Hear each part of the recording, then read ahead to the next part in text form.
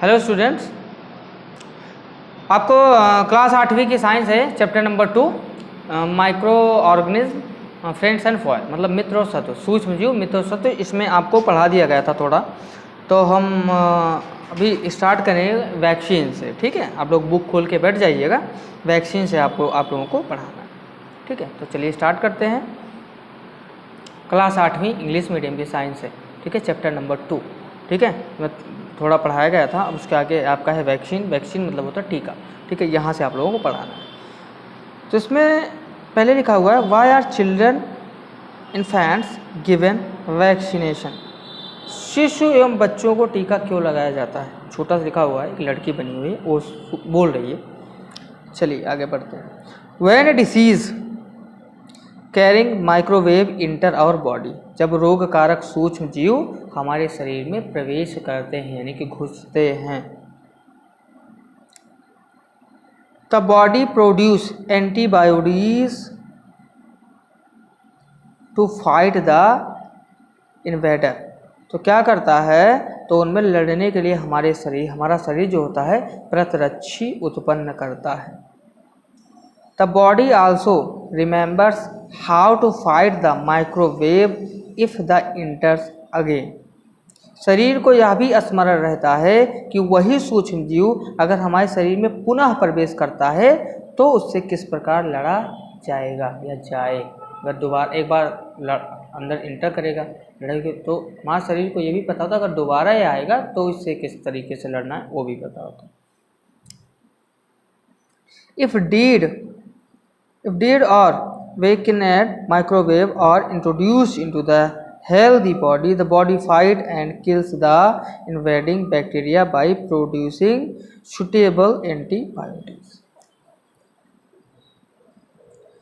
यदि मृत अथवा निष्क्रिय सूक्ष्म जीवों को स्वस्थ व्यक्ति के शरीर में प्रविष्ट कराया जाए तो शरीर की कोशिकाएं उसी के अनुसार लड़ने के प्रतिरक्षी उत्पन्न करके रोग कर देती हैं। The antibodies remaining in the body and we are protected from the disease using microwaves for ever.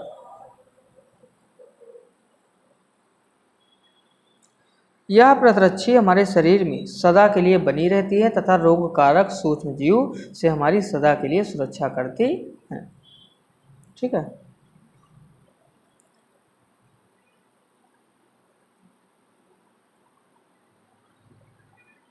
तो क्या उसका आगे कहा था, this is how a vaccine works. तो ये टीका किस प्रकार कार्य करता है। ठीक है, मतलब वैक्सीन किस प्रकार काम करता है। सेवरल डिसीज इंक्लूडिंग कॉलरा, ठीक है, tuberculosis, small pox and hepatitis can be prevented by vaccination. ठीक है, हैजा, क्षय, चेचक तथा हेपेटाइटिस जैसी अनेक बीमारियों को वैक्सीन द्वारा रोका जा सकता है। ठीक है, उसके बाद लिखा है Edward Jenner discovered the vaccine for smallpox in 1798।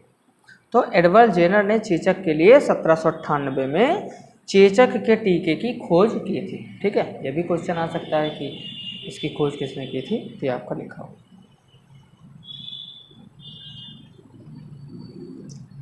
चलो आगे देखते हैं। इन योर चाइल्डहुड, आपके बचपन में, you must have been given injection to protect yourself against several disease. आपके बचपन में आपको भी अनेक रोगों से रक्षा करने के लिए टीके यानी कि वैक्सीन दिए गए होंगे। ठीक है, छोटे बच्चे हैं तो उनको वैक्सीन हर मंथली कोई ना कोई वैक्सीन लगती है, 5-6 वैक्सीन समथिंग लगती है। Can you prepare a list of these disease you may take help from your parents. क्या उन डिसीज़, उन बीमारियों की एक लिस्ट बना सकते हैं, इसमें आप अपने पेरेंट्स की मदद ले सकते हैं, यानी कि उनसे आप पूछ भी सकते हैं। ठीक है, it is essential to protect all children against these disease. सभी बच्चों को इन रोगों से सुरक्षा की आवश्यकता है।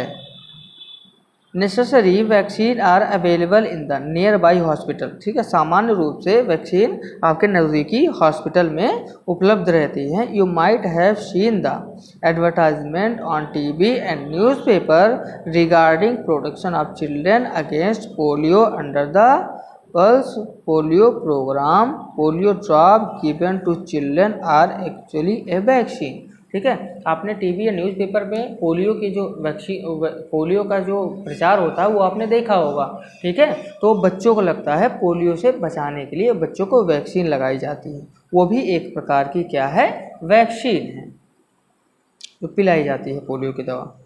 ए world wide campaign against smallpox has finally lead to its eradication from most part of the world. चेचक के विरुद्ध विश्वव्यापी अभियान चलाया गया है, जिसके परिणाम स्वरूप विश्व के अधिकांश भागों से चेचक का उन्मूलन हो गया, मतलब चेचक जो है खत्म हो गया। These days vaccines are made on a large scale from microorganisms to protect humans and other animals from several diseases. आजकल सूक्ष्म जीवों से टीके का उत्पादन बड़े स्तर पर किया जाता है, जिससे मनुष्य एवं अनेक जंतुओं को अनेक रोगों से बचाया जाता है। उसके बाद दिया गया है इंक्रीजिंग सॉयल फर्टिलिटी, मतलब मिट्टी की उर्वरकता में वृद्धि। ठीक है, उर्वरकता मतलब ताकतवर। ठीक है, मिट्टी जब ताकतवर रहेगी तभी उसमें फसल अच्छी उगती है। तो अब हम उसको पढ़ेंगे, क्या है। Some bacteria figure 2.7 are able to fix nitrogen from the atmosphere to enrich soil with nitrogen and increase its fertility. These microwaves are commonly called biological nitrogen fixers. कुछ जीवाणु एवं नीले हरे शैवाल, जैसा कि चित्र 2.7 में बताया गया है, वायुमंडलीय नाइट्रोजन का स्थिरीकरण कर सकते हैं। इस प्रकार मृदा में नाइट्रोजन का संवर्धन होता है तथा उसकी उर्वरकता में वृद्धि होती है। इन्हें सामान्यतः जैविक नाइट्रोजन स्थिरीकारक कहते हैं।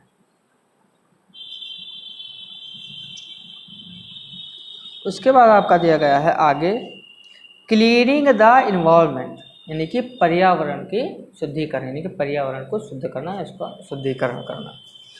तो इसमें दिया गया है Boojho and Paheli had observe the school gardener making manure.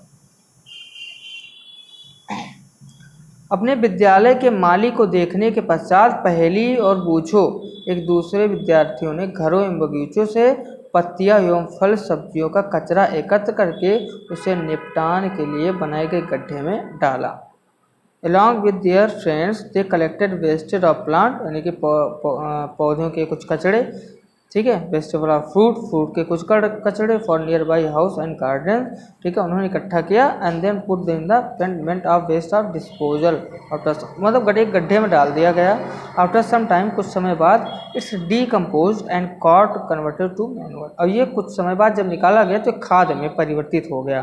बूझोस and Paheli wanted to know how this had happened. Boojho और पहेली जानना चाहते हैं ये कैसे हुआ। उसके बाद do you find any different in the contents of the two pots, क्या आपको दोनों गमलों की वस्तुओं में कोई अंतर दिखाई देता है। If so what is the difference, यदि हाँ तो क्या अंतर दिखाई दिया वो आपको बताना है। You will find the plant waste in pot A has been decomposed, आप देखेंगे कि गमला ए के पादप अवशिष्ट का अपघटन हो गया है। हाउ डिड दिस हैपन, ये कैसे हुआ। The plant waste has been converted into manure by the action of microwave. ठीक है, पादप अपशिष्ट का अपघटन करके उसे खाद में बदल दिया गया है। This nutrients released in the process can be used by the plant again, इस प्रक्रिया में बने पोषक पौधे द्वारा पुनः उपयोग कर लिए जाते हैं।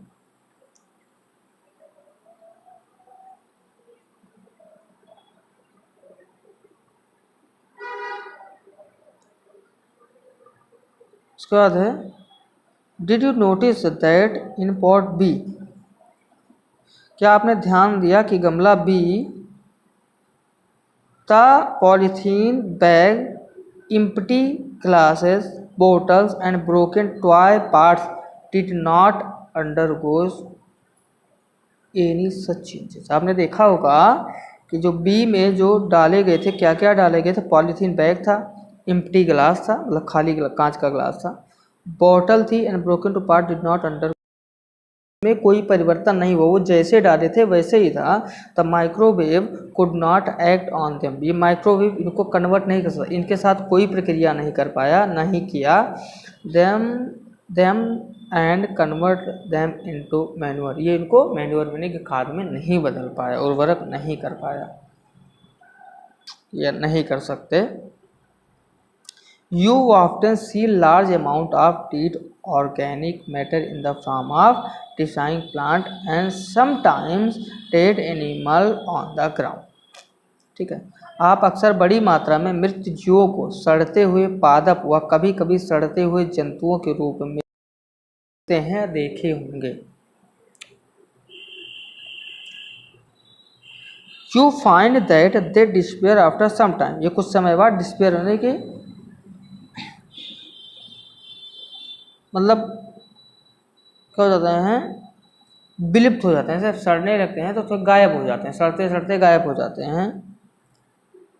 You find their disappear after some time, this because, हाँ तो this is because the micro organism decompose dead organic waste of plant and animal converting into the simple substance.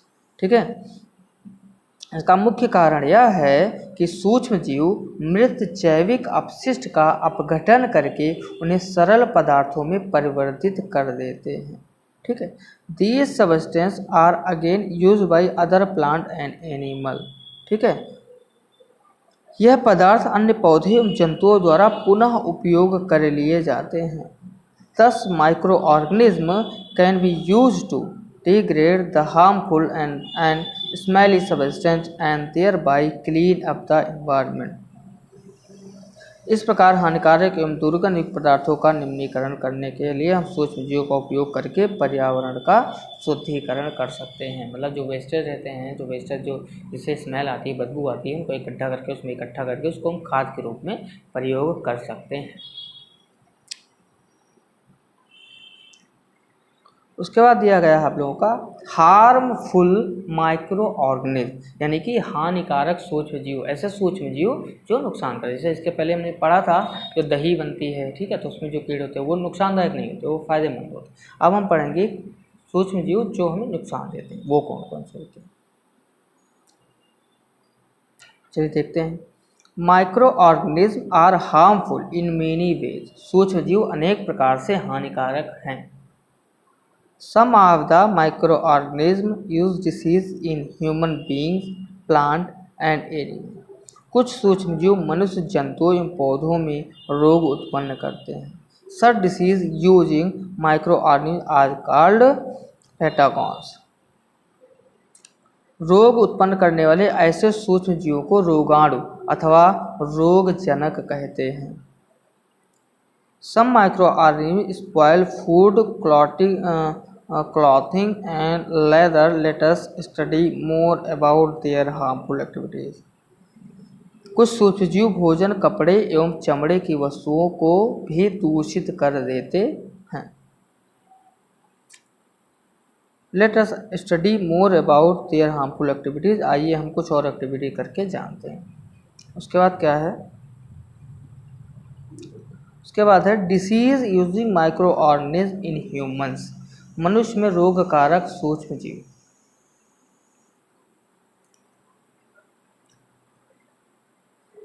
Pathogens other our body through the air we breathe, the water we drink और the food we eat. ठीक है, मनुष्य में रोग उत्पन्न करने वाले सूक्ष्म जीव श्वास द्वारा, यानी कि जो हम सांस लेते हैं, पानी के द्वारा या भोजन के द्वारा हमारे शरीर में प्रवेश कर सकते हैं।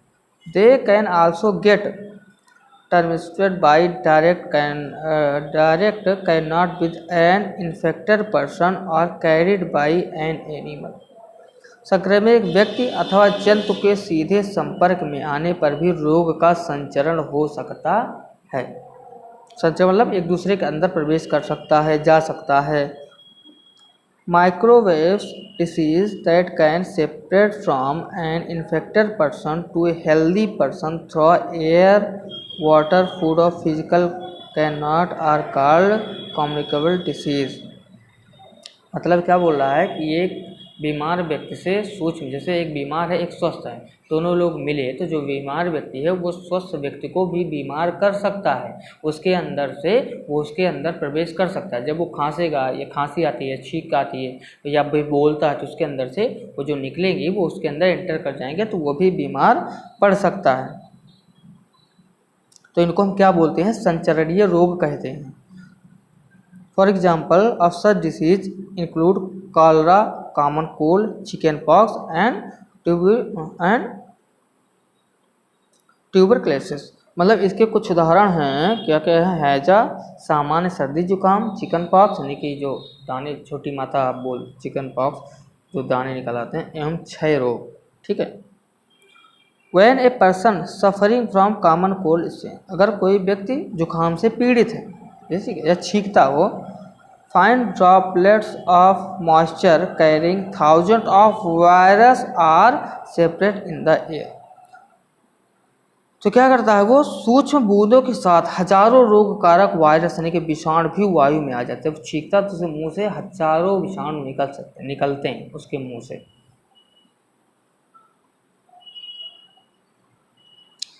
The virus may enter the body of a healthy person while breathing and is infection। ठीक है। तो जैसे सामने कोई बीमार व्यक्ति खड़ा है, वो छींक आ रही है उसको या खांसी आ रही है उसको, ठीक है, और आप स्वस्थ हैं, आप उसके सामने खड़े हैं, तो बोलेगा या खांसी करेगा तो वायरस निकलेगा उसके मुंह से, तो उसके मुंह से निकलेगा तो आपके अंदर जब एंटर, आप भी सांस लेंगे या पानी पी रहे हैं तो उसके द्वारा आपके अंदर वो चला जाएगा। तो जब चला जाएगा तो आप भी बीमार पड़ जाएंगे। ठीक है। सिर्फ दूरी बना के रखनी चाहिए।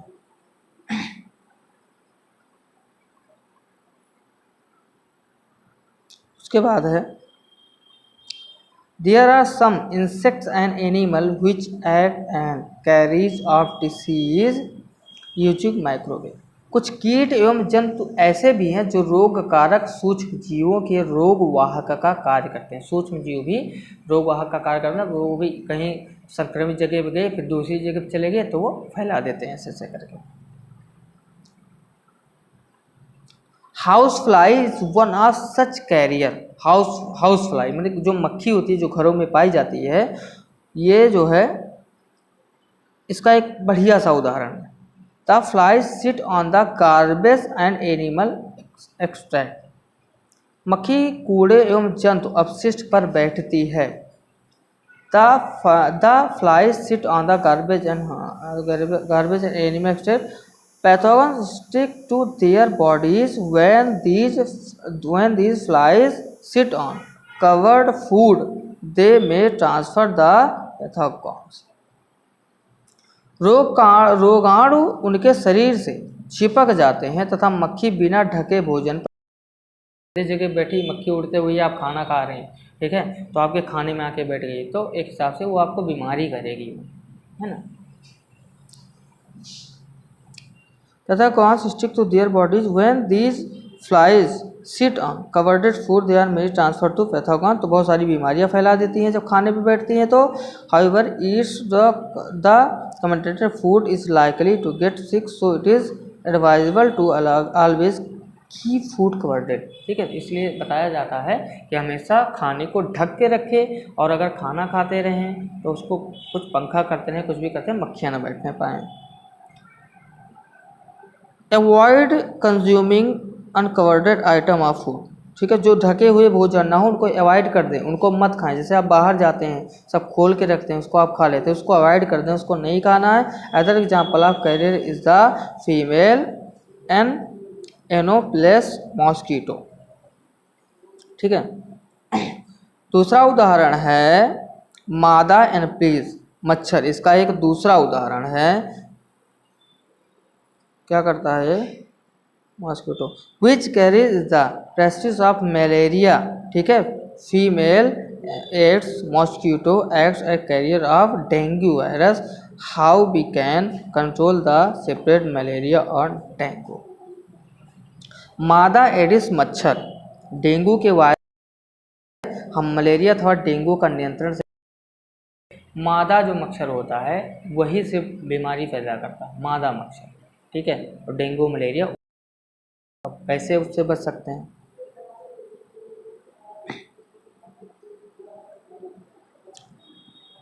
All mosquito breed in water, सभी मच्छर जल में उत्पन्न होते हैं। Hence one should not let water collected anywhere, तो इसलिए हमें पानी इकट्ठा नहीं होने देना चाहिए in cooler, tyre, flower pot etc, cooler में, ठीक है। टायर अगर रखा हुआ पुराना उसमें पानी इकट्ठा उसमें भी नहीं होना चाहिए, या पॉट आप गमला रखे उसमें पानी एक बार भर दिए, उसको टाइम टाइम पे खाली करते रहो या नया नया पानी डालते रहो, पानी बदलते रहो। By keeping the surrounding clean and dry we can prevent mosquito from breeding, ठीक है। अपने तरफ जितना भी हो सके साफ़ सफाई रखनी है, पानी इकट्ठा नहीं होने देना है। Try to make a list of measure which help to avoid the spread of malaria, ऐसे उपायों की सूची बनाने का प्रयास कीजिए जिससे अपनाकर मलेरिया को फैलाने से रोका जा सके, ठीक है।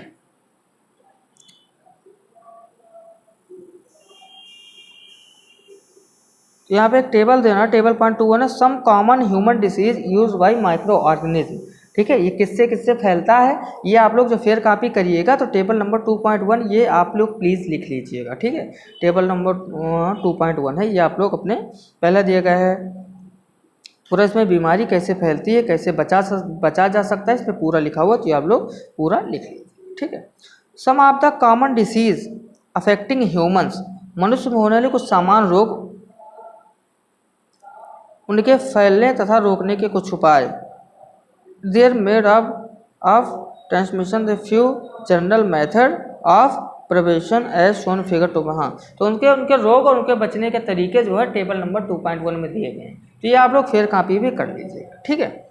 उसके बाद आपका देगा disease using micro organism in animal, जंतुओं में रोग कारक जीवाणु, ठीक है, जंतुओं में रोग कारक जीवाणु, ये हम आपको नेक्स्ट वीडियो में यहाँ से आप लोगों का स्टार्ट करते हैं, ठीक है। मिलते हैं नेक्स्ट वीडियो में, प्लीज़ आप लोग पूरा देख लीजिएगा, अच्छे से समझ लीजिएगा, कोई दिक्कत होगी तो आप लोग पूछ सकते हैं। Bye bye.